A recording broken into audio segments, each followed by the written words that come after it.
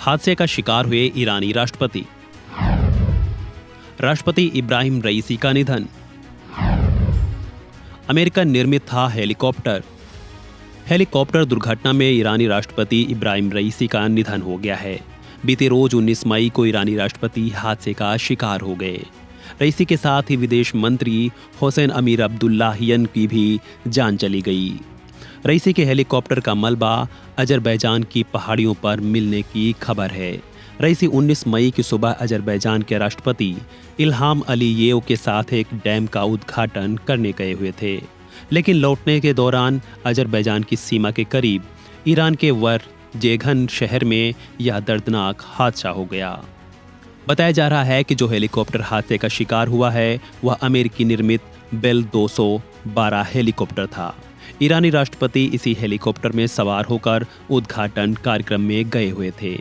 Helicopter bell 212 का निर्माण अमेरिकी एविएशन कंपनी टेक्सट्रॉन इंक द्वारा किया जाता है।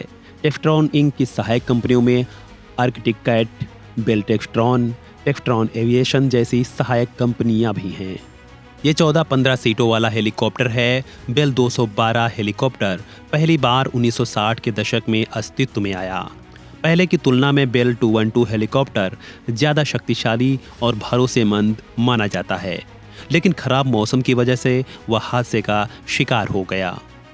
ईरानी राष्ट्रपति की जान को लेकर कई तरह की चर्चाएं भी हैं। इजराइल की खुफिया एजेंसी मोसाद को लेकर भी लोग सवाल कर रहे हैं। चर्चा है कि इसके पीछे मोसाद का हाथ तो नहीं है, क्योंकि पिछले महीने ईरान ने इजराइल पर अचानक कई मिसाइलों और ड्रोन के जरिए काउंटर अटैक किया था।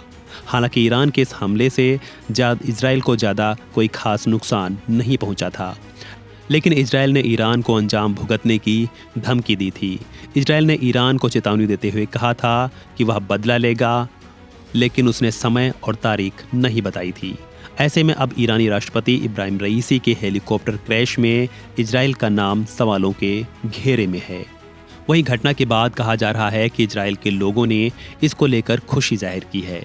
इजराइल ने इस हादसे को ईश्वर का न्याय बताया है, हालांकि ऐसी चर्चा मात्र ही है। वहीं घटना के बाद कहा जा रहा है कि अब उपराष्ट्रपति मोहम्मद मुकबर देश के अगले राष्ट्रपति बन सकते हैं। ईरानी संविधान के मुताबिक राष्ट्रपति की जान जाने या अक्षमता की स्थिति में पहला उपराष्ट्रपति अधिकतम 50 दिनों की अवधि के भीतर चुनाव होने तक राष्ट्रपति के कार्यों को संभालेगा। फिलहाल इस वीडियो में इतना ही। खबरों से जुड़े अन्य अपडेट्स के लिए बने रहें वन इंडिया हिंदी के साथ।